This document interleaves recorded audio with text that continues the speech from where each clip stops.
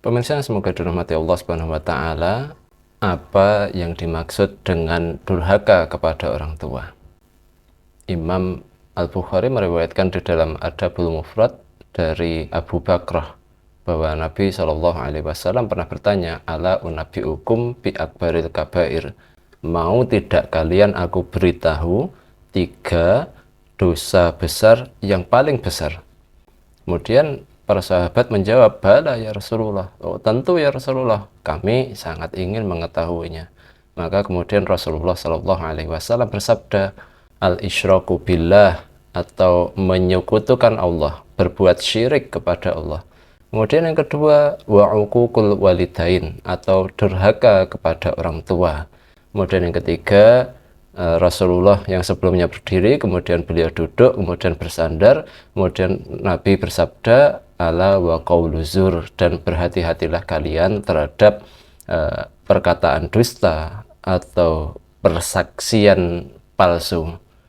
Kemudian Rasulullah SAW, kata sahabat Abu Bakrah, mazala yukarriruha hatta kultu, Nabi terus mengulangi perkataan itu, ala wa qaulu zur, ala wa qaulu zur, ala wa qaulu zur.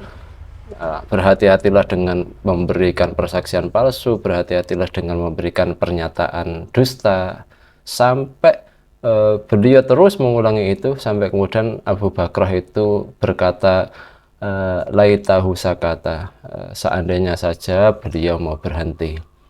Nah, pemirsa, semoga dirahmati Allah Subhanahu wa taala. Uququl walidain atau durhaka kepada orang tua adalah kebalikan dari berbakti kepada orang tua. Syekh Muhammad bin Shalih Al-Utsaimin, beliau pernah mengatakan bahwa berbakti kepada orang tua adalah al-ihsanu ilaihima bilisan wal badan, berbuat baik kepada kedua orang tua dengan lisan dan dengan badan. Maka dari sini bisa kita ambil pelajaran, durhaka kepada orang tua adalah berbuat jahat kepada kedua orang tua atau salah satunya, baik dengan lisan maupun dengan badan. Entah itu menyakiti orang tua dengan lisan, apalagi menyakiti orang tua dengan badan. Inilah yang dimaksud dengan uququl walidain. Dan di dalam kitab Adabul Mufrad ini, Imam Bukhari memberi judul babu uququl walidain, bab durhaka kepada orang tua. Nah, pelajaran yang bisa diambil dari hadis ini, hadis ke-15 dari kitab Adabul Mufrad ini, yang pertama bahwa dosa itu terbagi menjadi dosa besar dan dosa kecil. Dosa besar adalah dosa yang disebutkan sebagai dosa besar di dalam Quran maupun Sunnah. Kemudian yang kedua, dosa besar adalah dosa yang disebutkan ancaman-ancaman siksaannya di akhirat nanti oleh Allah maupun oleh Rasulullah. Kemudian dosa besar adalah dosa yang mewajibkan pelakunya untuk bertaubat dari dosa tersebut supaya dosa tersebut diampuni. Inilah yang dimaksud dengan dosa-dosa besar. Kemudian pelajaran kedua dari hadis ini adalah ancaman yang keras dari dosa berupa durhaka kepada orang tua dan dosa berupa memberi kesaksian palsu.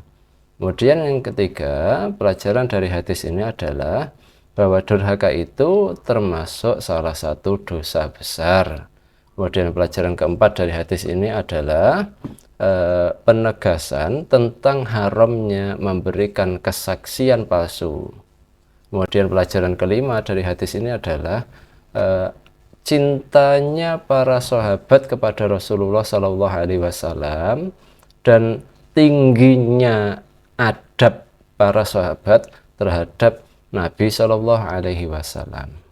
Demikian, semoga bermanfaat pelajaran singkat kita dari hadis ke-15 dari kitab Adabul Mufrad karya Imam Al-Bukhari.